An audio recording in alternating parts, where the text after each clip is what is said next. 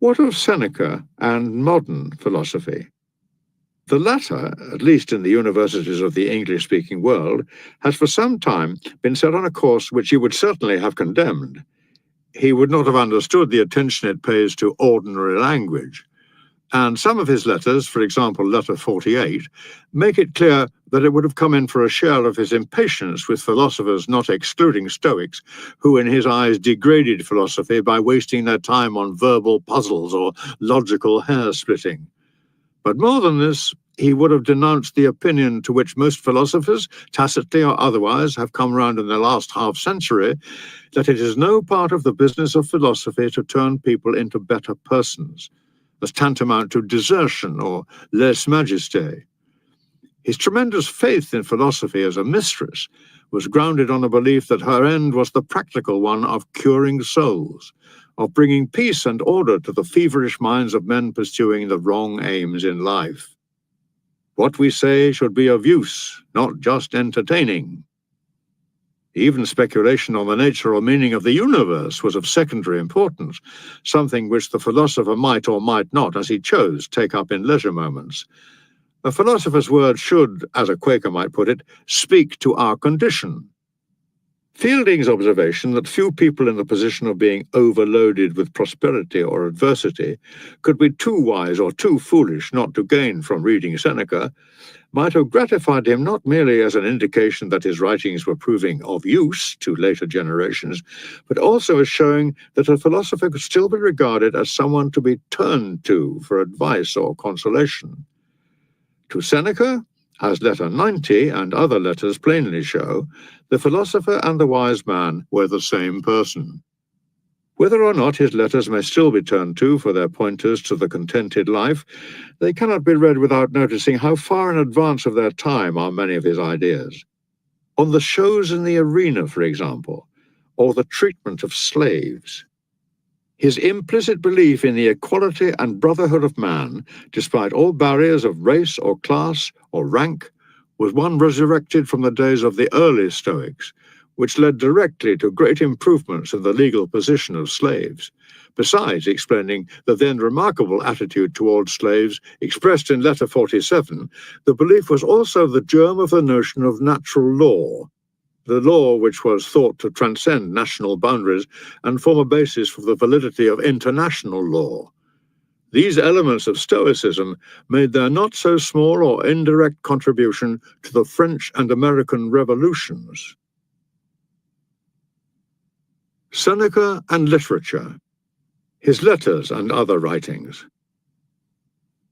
Seneca, Quintilian tells us, turned his hand to practically everything which can be made the subject of study: speeches, poems, letters, dialogues, all surviving. Much of this is lost, including all his speeches, political and forensic, a biography of his father, and essays or treatises on marriage, superstition, and a variety of other subjects, mainly scientific. The works remaining to us, apart from brief poems or epigrams whose attribution to Seneca is sometimes doubtful, are of two main kinds.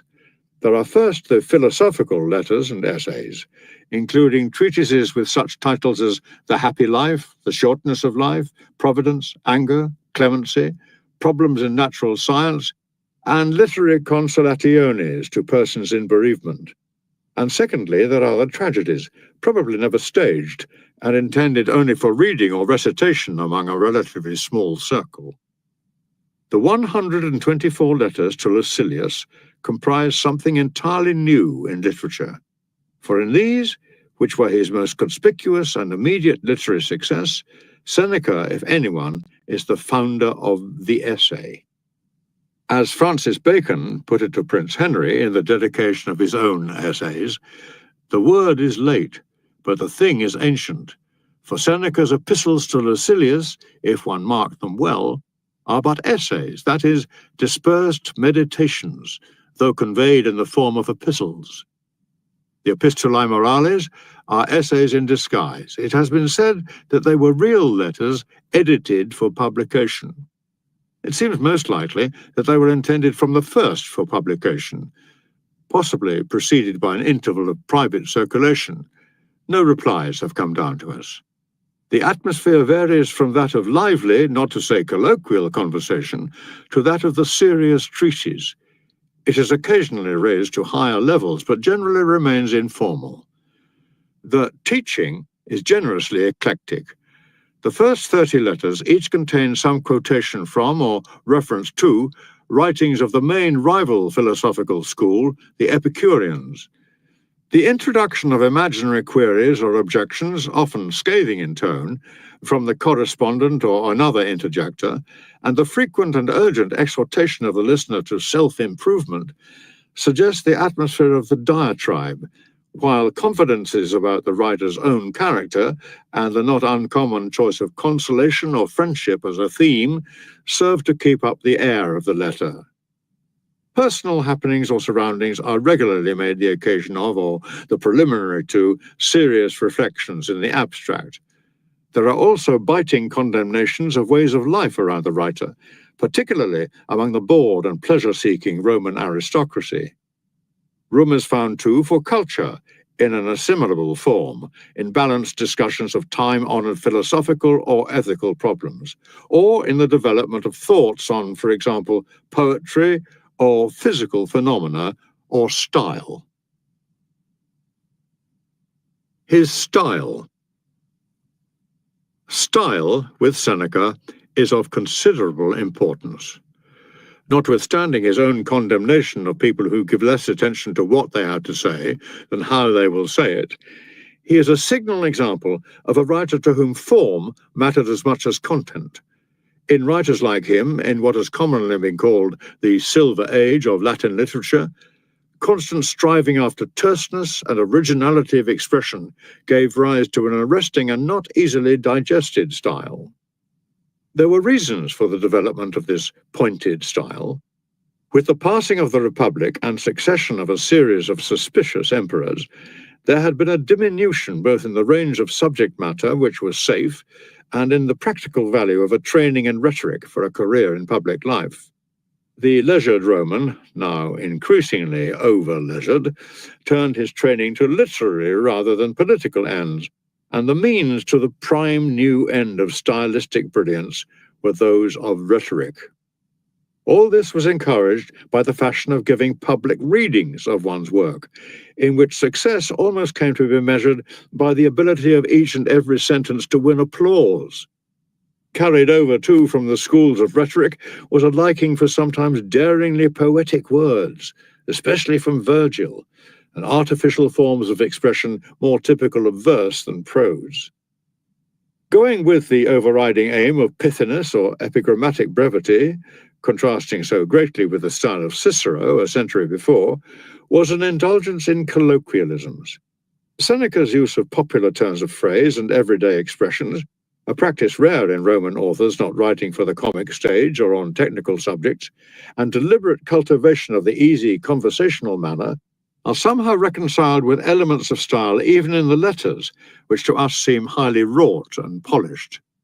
The exploitation of such figures as antithesis, alliteration, homoiotoluta, and all manner of other plays upon words, paradox and oxymoron, apposition and asyndeton, the use of cases and prepositions in uncommon connotations, all contribute to the twin aims of brevity and sparkle. The result may read more naturally in Latin than it ever could in English, but is nonetheless apt to leave the reader dazzled and fatigued. All the wealth and ingenuity of epigram and illustration does not prevent us from feeling that the sentences often simply repeat the same thought, clothed in constantly different guises over and over again, as Fronto complained in the century following. And this reluctance, as it appears, to say what one has to say and then have done with it, instead of continuing the restless manufacture of yet bolder, more hard-hitting or more finished sentences or proverbs, sometimes arouses the impatience of more modern readers. There is Macaulay's celebrated statement in a letter to a friend. "I cannot bear Seneca. His works are made up of mottos. There is hardly a sentence which might not be quoted, but to read him straightforward is like dining on nothing but anchovy sauce." Quintilian considered that Seneca, whom by and large he respected and admired, weakened the force of his teaching by his manner of writing, and others have wondered whether his style is not unworthy of his subject. It is interesting to hear Quintilian speaking of his struggle to win his students away from such models as Seneca, who, he said, practically alone among authors, was to be found on the shelves of every young man at that time. As an academician, who stood for orthodoxy and a return to the older or Ciceronian manner, he could not bring himself to